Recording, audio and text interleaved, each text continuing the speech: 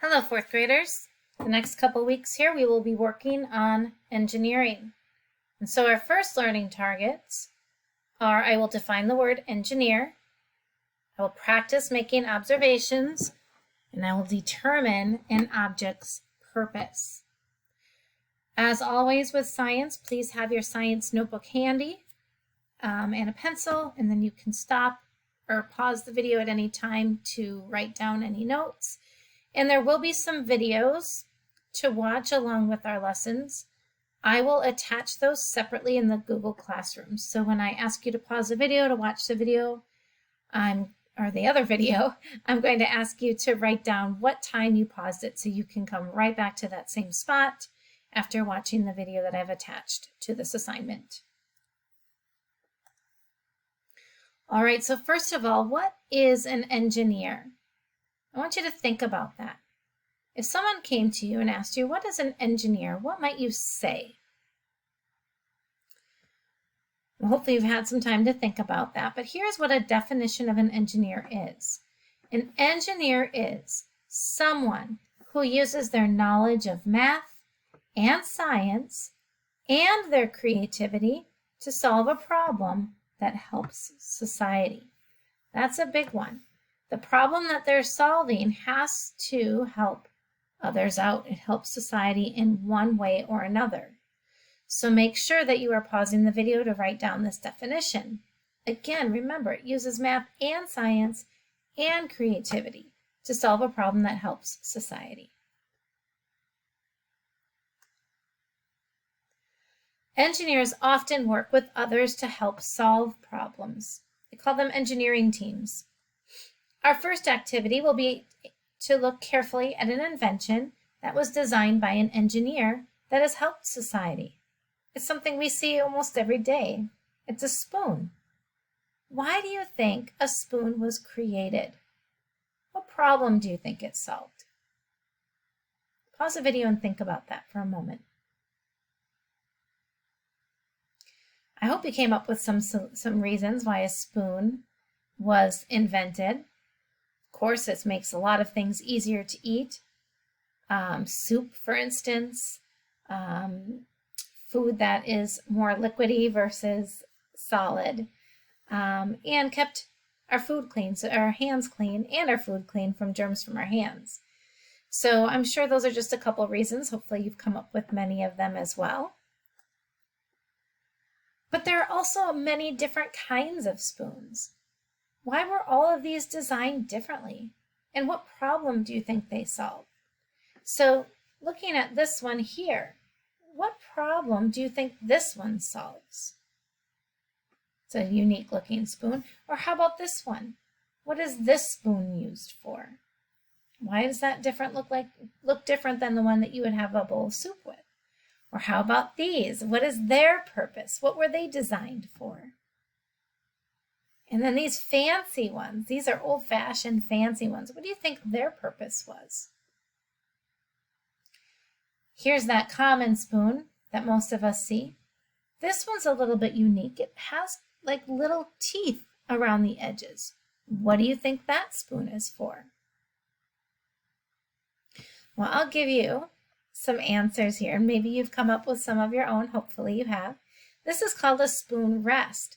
So when people are cooking and they are stirring things with the spoon, they lay that spoon on this spoon rest so it keeps counters, stovetops, and other places clean. So you just have that mess in one place. That's a spoon rest. This one is used for cooking. It's more of a cooking utensil than one you would eat off of, to stir in a pot or a frying pan or whatever you might be using.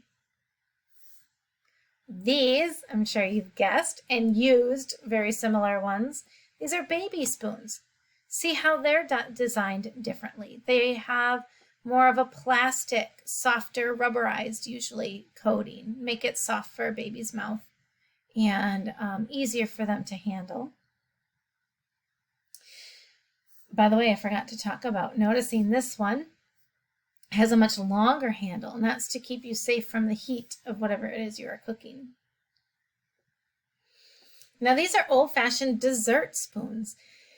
So they were used solely for the dessert, the end of a meal, and they were just fancy for a more formal occasion.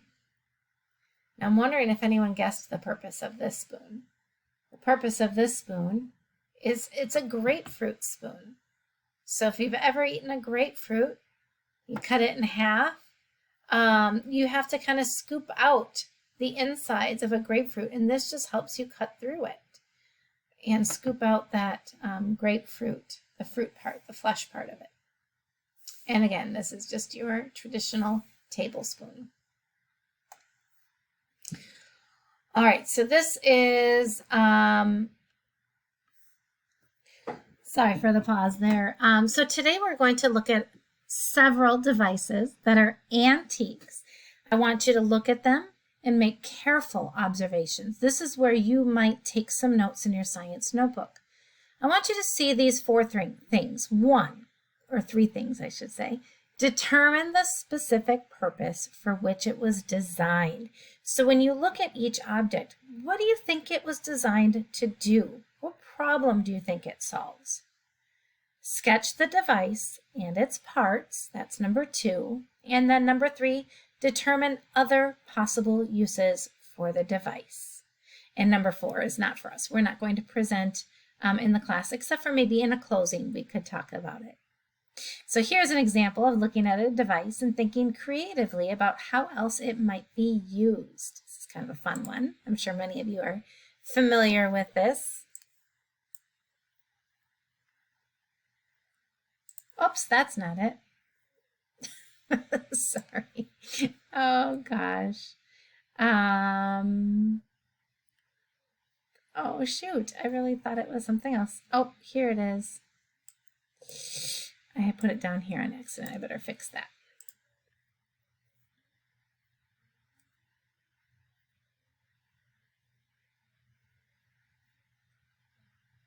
Whoa, what a swim. Scuttle, look what we found. Yeah, we're in this sunken ship. It was really creepy. Human stuff, huh? Hey, let me see.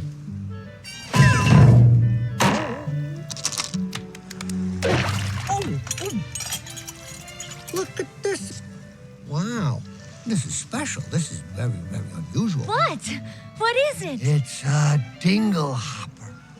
Humans use these little babies to straighten their hair out. See, just a little twirl here and a yank there, and boy, yeah, I got an aesthetically pleasing configuration of hair that humans go nuts over. A dingle hopper. What about that one? This I haven't seen in years. This is wonderful. A banded, bulbous snarfblat. Oh. Now, the snarfblat dates back to prehistorical times when humans used to sit around and stare at each other all day. Got very boring. So they invented this snarfblat to make fine music. Allow me. Music. It's stuff. Oh, the concert. Oh my gosh, my father's gonna kill me. Concert was today? Maybe you can make a little planner out of it or something. I'm sorry. I've gotta go. Thank you, Scuttle. Anytime, sweetie. Well, we know it's not a dingle hopper nor a snarfblat or whatever he said, but just a way to look at things. Again, determine what you think it was designed for, sketch it and its parts, and then what other things could it possibly be used for. So I'm going to go ahead and show you these items. These are items that I actually have in my classroom at school, and they are all antiques. And let's see if you can figure out what they were designed to do and what problem they solved. And I will give you the answer after a bit here. All right, so looking at letter A, B, these are both made out of wood. C, it's a wooden handle and iron on the top. And D, these are used for the same thing, both made out of wood.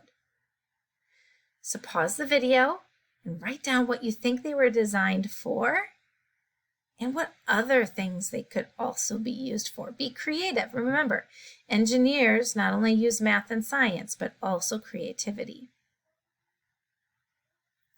All right, the next slide are 4 more.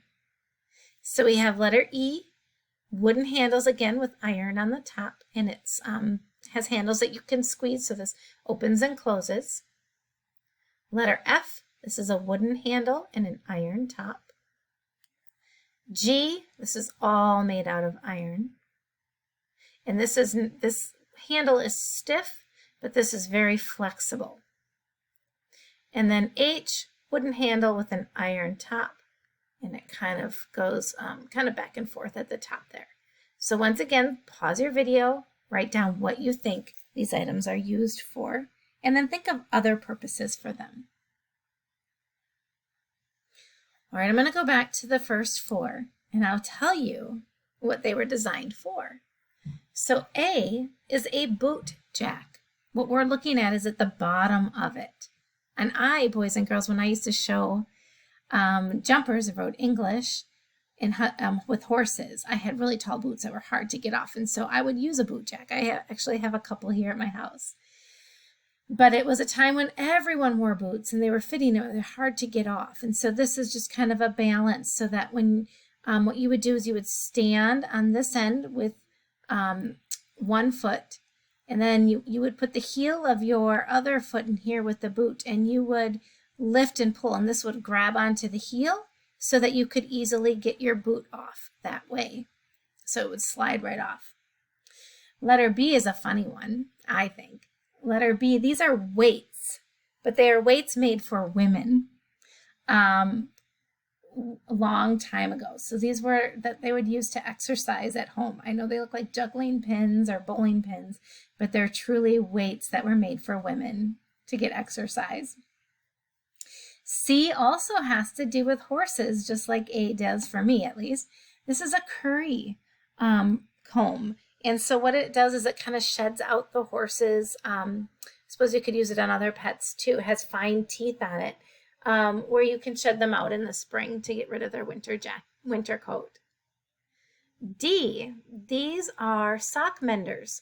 And so nowadays when we get holes in our socks, most of the time, we throw them away and get new socks, or, repurpose them for other things. Like in my classroom, I use them as erasers for dry erase boards.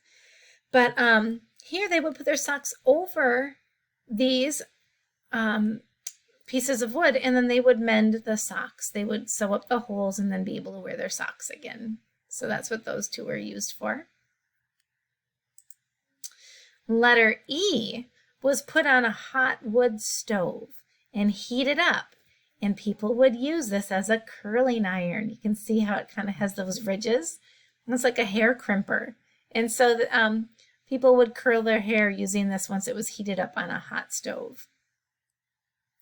Letter F here is a bulb planter. So farmers would use this in a field, or gardeners. They would dig a hole in the ground, and it would be the right amount of depth to plant a bulb of something, or a root type plant, and they would then cover it with dirt. So that was to dig a hole in the ground. Letter G, this was a pot scrubber. So when they were done cooking, they would use this flexible chain material here to scrub the pots clean. And then letter H, you may have seen these before. These are potato mashers. So they would squash the potatoes once they were boiled down to make mashed potatoes. I'll be curious to see how many of you were right in your guesses, and if you come up with any other creative uses for these. All right, so I'm going to exit out of this. And back to here.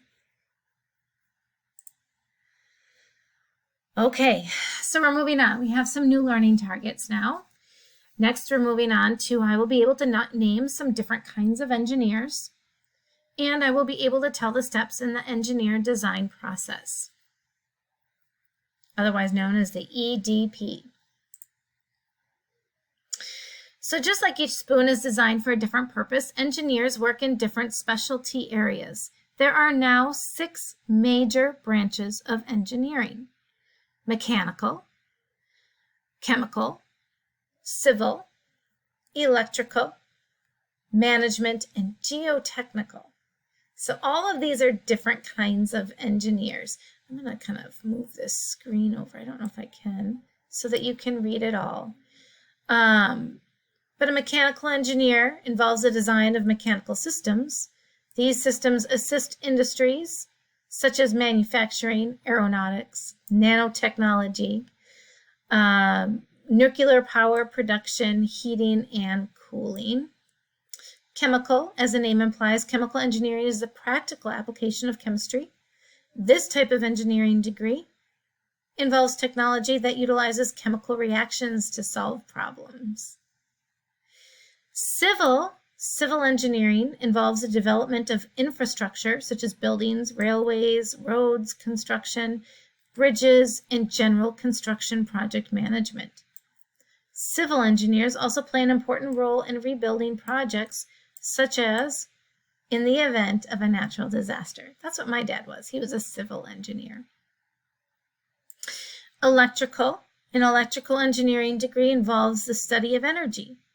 Energy is available in various forms, which we've learned about, such as electrical, hydro, which would be water, and natural sources such as wind and solar. And then you've got management and geotechnical, and literally hundreds of different subcategories of engineering under each branch.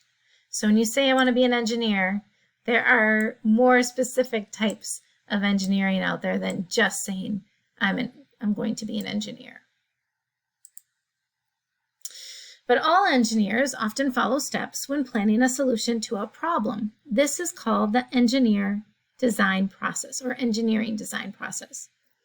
The engineering design process is a series of steps that engineers follow when they are trying to solve a problem and design a solution for something. So this is what that looks like. The first thing is to ask, what are the problems? What are the constraints? And constraints means what are things that are in the way that could hinder us in our search for an answer. Second, imagine. This is where you brainstorm ideas and then you choose the best idea.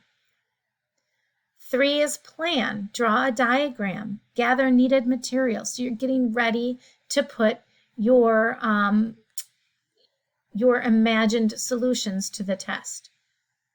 4 is to create. Follow the plan and then test it out. 5 is improve. Discuss what could work better, and then repeat steps again, making changes. So this is a cycle. Almost always, engineers will fill or complete this process many times until they come up with the best solution. And so it's very rare that we come up with the best answer right away. Usually we need to go through this process. Ask, imagine, plan, create, test, improve, and then start over again. And so boys and girls, this is where right now I'd like you to pause the video that I am making, and I want you to watch the Brain Pop video on engineering design process.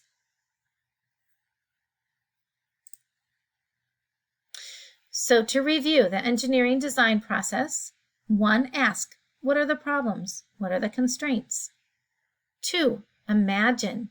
Brainstorm ideas and pick the best one. 3, plan. Make a diagram, gather materials. 4, create. Follow the plan, test it out. And 5, improve. Discuss what could work better, make the changes, and start again.